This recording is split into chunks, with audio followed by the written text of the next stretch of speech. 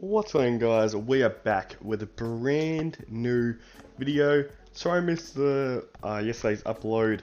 It's been pretty hard since school just came back, but I'm still trying to do the daily upload thing. But if I miss an upload here and there, just know that it was because I'm busy, not because I didn't want to upload, because I want to try to upload every single day. So if you would like daily AFL videos, make sure to drop a like and subscribe, because we are on the road to 400 subscribers. We just hit 350, which is absolutely amazing to see. And today's video, I will be doing a who will win the Coleman in the season 2021. Now, this is based off what situation the player is in, their ability to kick goals, and if people would actually be stealing goals on their team. So that's what I based it around. So without further ado, it's not about the best forward, by the way. Like, the best forward is usually around the Coleman, but even though they're the best forward doesn't mean they always win the Coleman, because they could be paired up with another key forward that kicks goals and could steal goals away from them. So without further ado, let's get straight into my top 5 contenders for the Coleman medal. And number 5, I've gone with Jeremy Cameron. Now, when I just said that it's because of what situation there is, the reason I have Jeremy Cameron at 5 is because there's a man called Tom Hawkins that plays on the exact same team. And even though the Jeremy Cameron is capable, obviously, of kicking goals, because he's, I think he's a one-time Coleman medalist. I don't think he's won another one apart from 2019. But apparently his role on Geelong's team will be to play up the ground more and try to send in the ball to Tom Hawkins. But obviously, Jeremy Cameron is an absolute dangerous forward, so he will kick a little bit of a bag of goals every once in a while. But it'll be interesting to see. Like, this is a really iffy one, because since this man just changed teams, you don't know how much of a split that Tom Hawkins and Jeremy Cameron will have in the goal square, so that's why I put him at 5.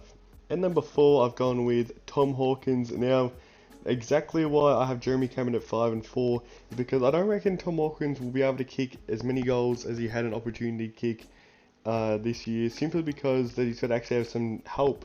Like, his numbers with goals kind of went down when Dangerfield started to come down to goals at the latter part of the year. He'll still be able to kick a bag, but since the game style for Geelong was they almost ran Tom Hawkins and just a lot of smalls. So it was just, and then they just isolated Tom Hawkins in the goal square, and that's why he had the ability to kick so many goals. Everyone knows how strong he was in the contest. But I feel like with Jeremy Cameron here, they'll have him a different targets to go to inside 50, and they won't just throw it down Tom Hawkins' throat. I feel like this man does have a better chance to win the Coleman medal than someone like a Jeremy Cameron, simply because I reckon they will still play this man, because he is 33, he is turning 33 this year, so they won't want to fully burn him out, which is why they did get Jeremy Cameron in. So I feel like this man will play deep, but I don't think he'll kick as many goals to win the Coleman medal.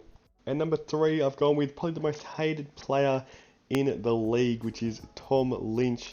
Now, I feel like Tom Lynch could win the Coleman pretty comfortably this year, depending on how things go and if Tigers are still good. I do expect Tigers to be good, which is why I did put I did put Tom Lynch so high.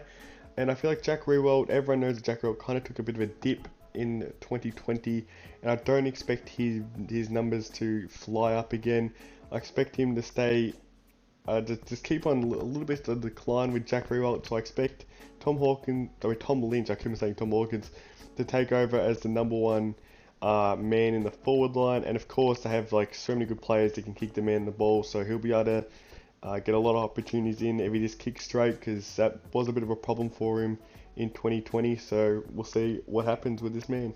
And number 2, I've gone with Charlie Dixon. Now, this man is based all on situational, because everyone knows that even though they do have players like Mitch Georgiadis and Todd Marshall that also do play the key forward role with Charlie Dixon, but everyone knows that it's pretty much just Charlie Dixon is the man. Almost like they play the same game style. Like Port and Geelong kind of play the same, isolate the big key forward role. Like Charlie Dixon is just so good one out, and even in the pack he does have the ability to kick goals.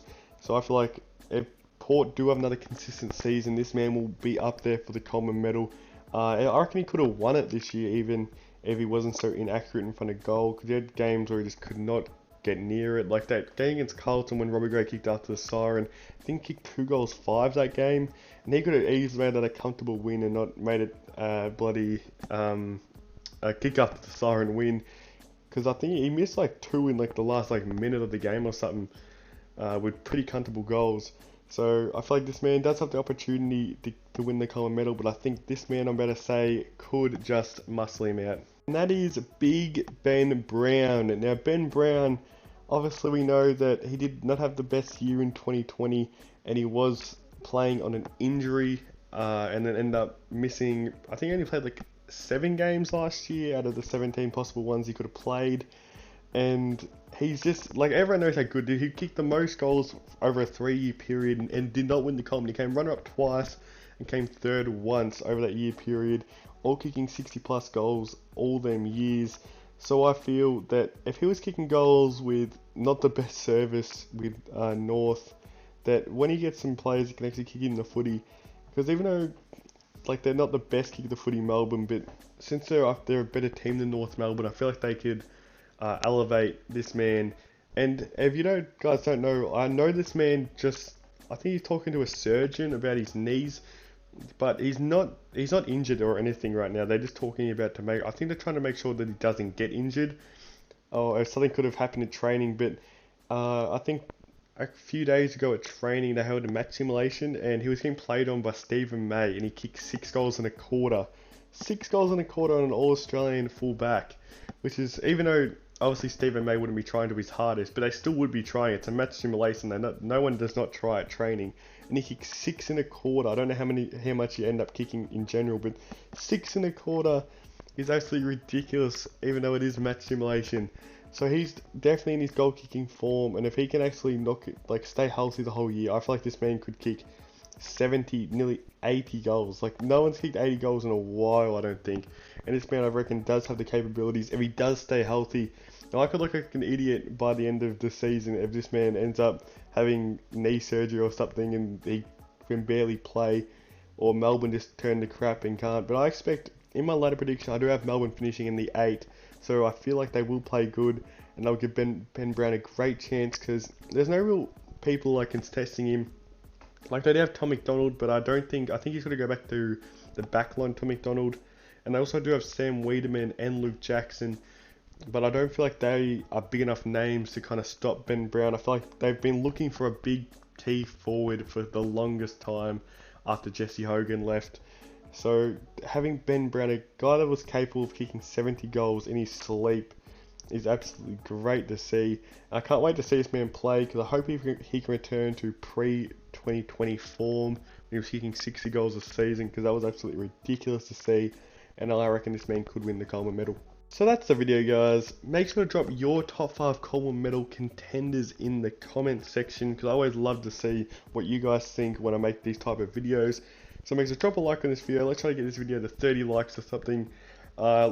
Subscribe, because we're on the road to 400 subscribers, and we're trying to build up the sub count for daily AFL videos. Thanks for watching, guys. Make sure to drop a like and a subscribe, and thanks for watching.